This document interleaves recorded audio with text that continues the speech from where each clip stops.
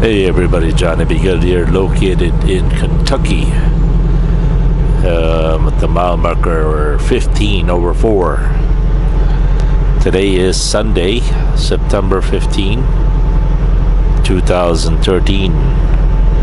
The time is 9:05. I'm not yeah, this is Central Time here. It's Central Time until I get close to Louisville, Kentucky, then it gets into Eastern Time. All the way up to Remington, Indiana, and then it becomes Central Time again. But anyway, all is well. Once again, I'd like to congratulate Sandy. Congratulations on winning the prize. I hope you will claim it soon, because I'm kind of tempted to give it to my baby Ishi. Just kidding. Okay, right now I just wanted to say one of the things that one of the great things that I like about driving at night, especially at a night like this where it's nice and clear, even late at night, is, you know, the obvious of there's not much traffic on, and the glare of the sun is not, you know, doesn't hurt your eyes. It's cool the night. A little bit less distraction of all the things that you see on the road, especially those humongous billboards. Speaking of billboards, the one going down to Florida, there's a section there. I mean, they're just on each side of the freeway. I mean, those suckers got to be as big as big trucks, as big as, you know, 53-foot trailers. I mean, they're just huge. They don't look all that big from a distance, but you stand underneath one of those things or next to it, you suddenly become just a single little dot. You know what I mean? But yeah, it's one of the benefits of driving at night is you don't have all the distractions. And so your mind is a little bit more focused. It makes me think a little bit better. I gotta keep track of the time here. I don't want to bore you guys with too long of a video, and I know there's not a whole lot for you guys to see out there, so I guess this is just kind of my voice kind of a thing, you know. I'm sure you can see a little bit. I mean, one thing I gotta say about this camera is it's pretty good at night, and some of you agreed with that. But to the topic. Yeah, one of the things that I like about at night driving is it clears my head. I'm able to focus on my thoughts, wonder about home, think about my kids, my family, my bucket list, and things I need to do, want to do. And believe it or not, most of the time I am back home in the Philippines, back in Mundy Island. When I'm driving down the road here, it's always, I don't know, it's kind of amazing that I'm able to function, because half of my brain is back home, daydreaming about home, about fishing, building a boat, you know, inventing 1,000 ways to catch a fish, and as Andy said, put a GoPro on a fishing hook so I could see those fish at the bottom of the ocean. A lot of things wander in my mind when I drive at night, and it just, yeah, I don't know. It just somehow I am obsessed about living in the island.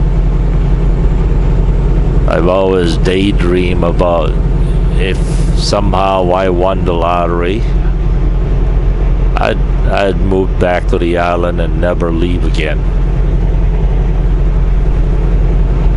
Just order everything online or send somebody to go get whatever I need.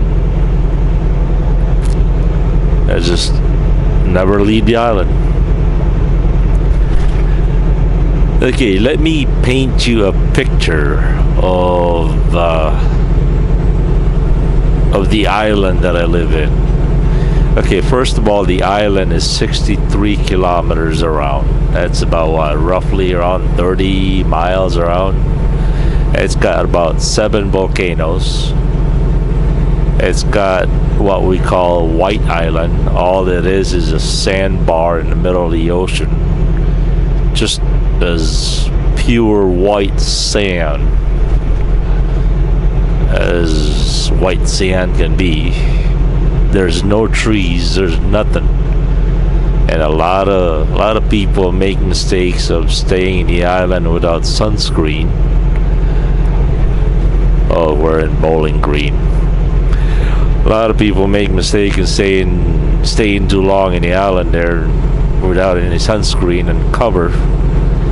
They get burned really bad, especially white people. Oh, I've even heard some people who are hospitalized because of that. You know, they sunbathe and they fall asleep, and yeesh. The second island is a little bit better. You can walk the island about 15 minutes. It's got all kinds of trees, and you know, there's even people living there, and the name of the island is Mundy. And but there's no water. Fresh water has to be boat in from the island of Camiguin, and that's a little bit closer to my village. And the village that I grew up, or the village that I live, is Li Ong, Liong. We call it Lion G as a joke among youngsters. And there's a school on top of the hill, a little tiny, what would you call it, the center of village. It's got a basketball court and some native houses all around, stores. I'm talking tiny little stores. There are no shopping malls. And a little bit from that, I don't know, 10-minute walk is my house, alongside of a swimming pool that my dad made out of freshwater spring. All it was a spring that surrounded by big rocks and boulders, and well, it helps when you're an explosive expert, especially when it comes to dynamite. And that's what my dad was. He was crazy about dynamite, I tell you. I once had 12 cases of dynamite underneath my bed when I was 8-9 years old. And so he cleared the rocks and made a swimming pool, a public swimming pool, right there by the roadside.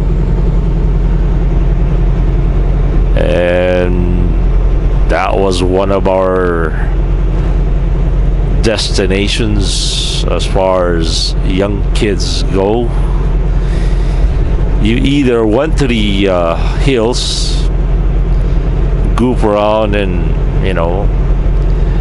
fruit hunting. There's really no game hunting left because there's snakes and birds, but that's about it. There are no big wild big games or anything. So either you went up to the hill or you played in the plaza. When I say plaza, this is just probably a tiny little strip mall, and in the middle of your town.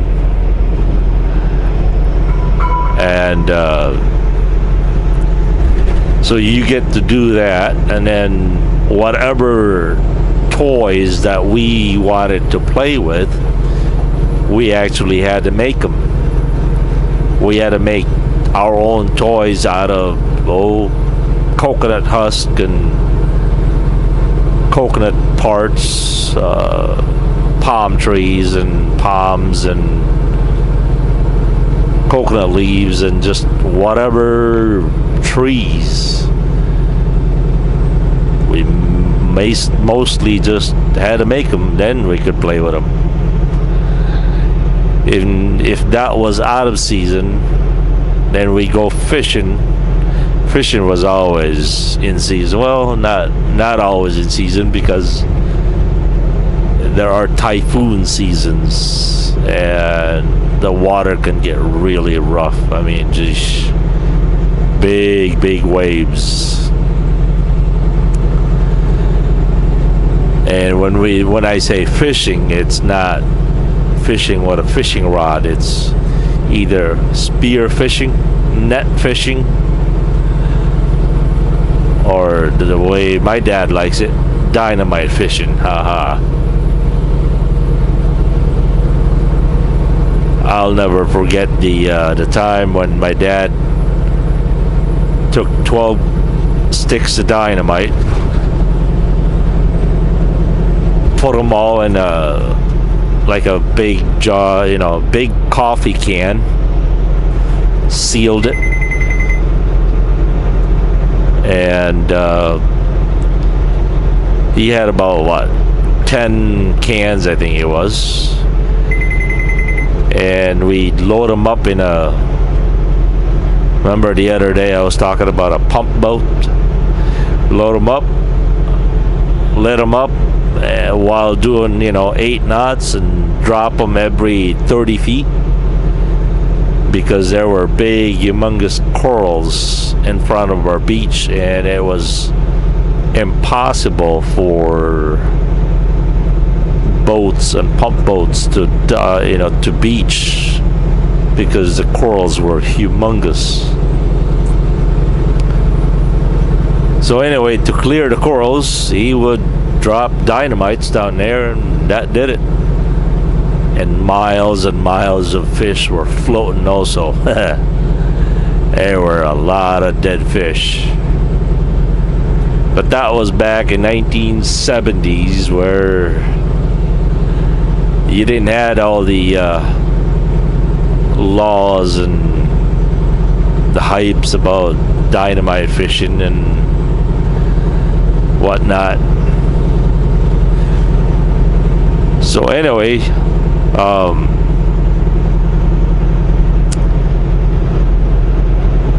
my dad also built himself a pier.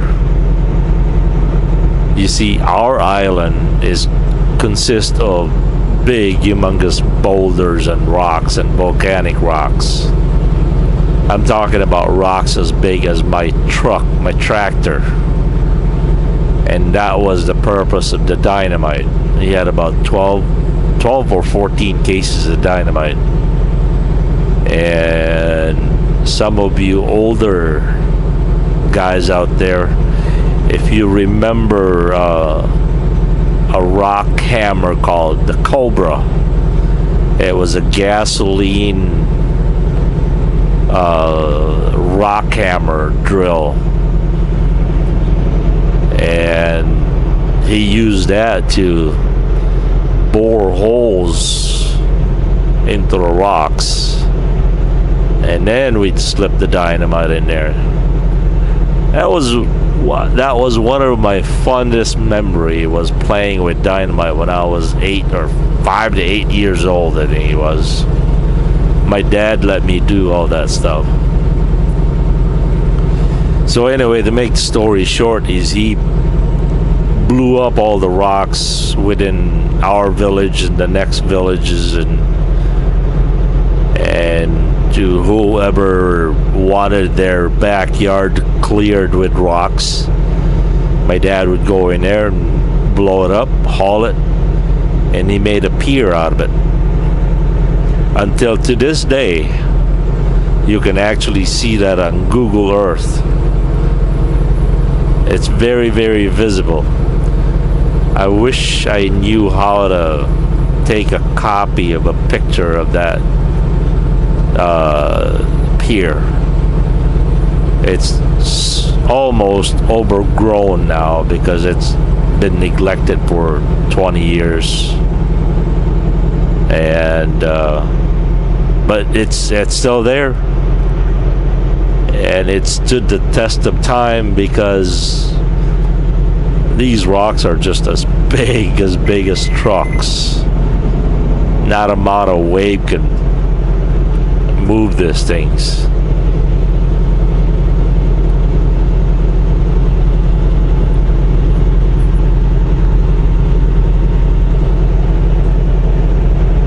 So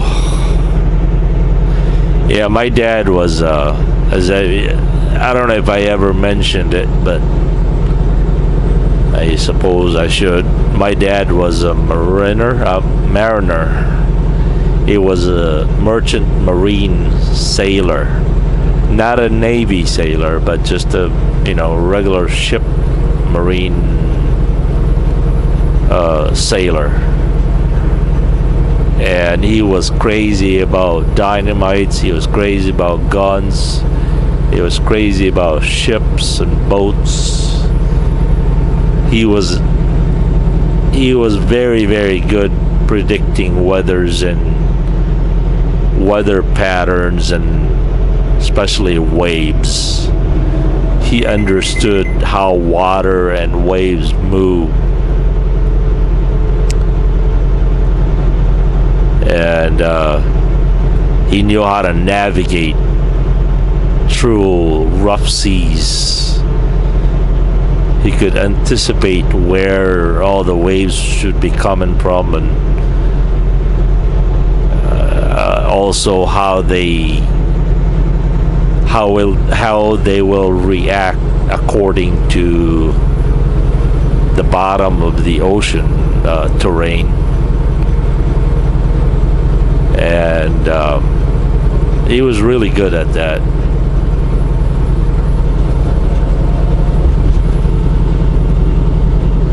Oh man, I miss home. I miss home real bad. Hey, if any of you guys ever want to go on a vacation, I've got a house over there that you guys could stay in for free. Just bring your own blanket and pillows, because there ain't nothing there. Remember, I haven't been home in a long time, but there's I've got a cottage, house cottage that I built. You guys could stay there for free, and you'll meet most of the nicest, friendliest people in the island, and one of the clearest, cleanest oceans in the Philippines. And in my backyard is Mount Ilihan. Now, Mount Ilihan is only about, I think I was told somewhere around 800 meters above the sea level. You could certainly hike it on top within 4 hours, I think it is. It's the kind of mountain that I like, because you know it's not too tall and it's not too short, and it gives you just really excellent view and good exercise, and it doesn't kill you to get up there. And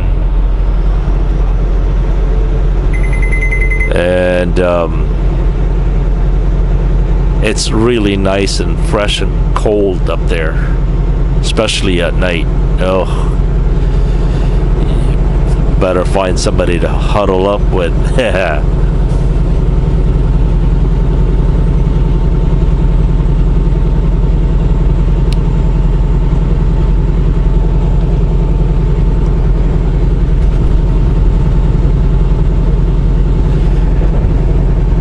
One of the things that I miss about home is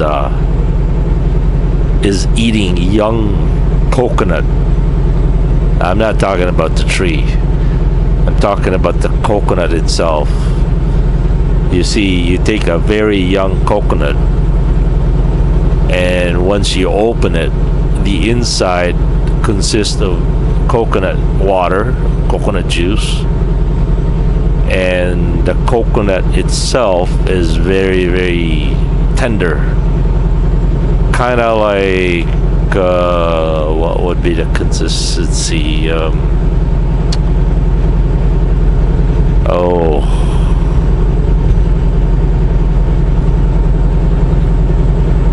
I don't know, but it's really soft, and it's white, and oh man, it tastes good. Oh, that thing tastes really, really good, and it's good for you too. You know, more and more they're finding out that coconut is really, really good as far as I believe a lot of people are finding out that it's even better than Gatorade. Coconut juice is better for you than Gatorade, because Gatorade has got a lot of sugar, and coconut juice is all natural, and it's, I don't know, I just heard that it's really, really good. And I heard today on the radio from a health doctor, he said that one of the best cooking oil out there is coconut oil, coconut cooking oil.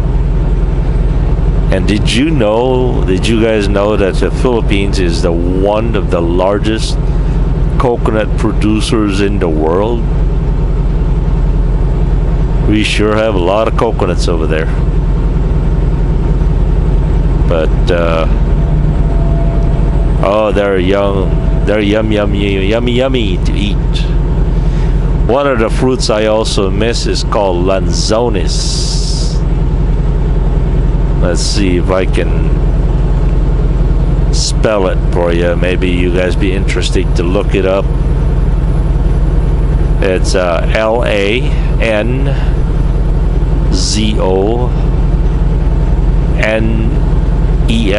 lanzones. Yeah, I think that's what it is. They're just as big as those what is it, red grapes, or you know, those big grapes that you see on the market, or even a little bit bigger, and they are sweet. Oh man, one thing about our island is it's been blessed with a lot of fruits.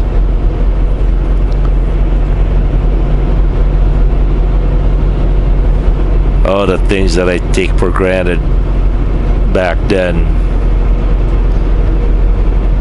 I'd pay good money to be able to have them.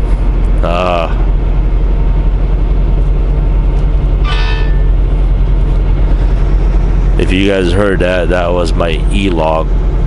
It's telling me I've got 59 minutes left to drive,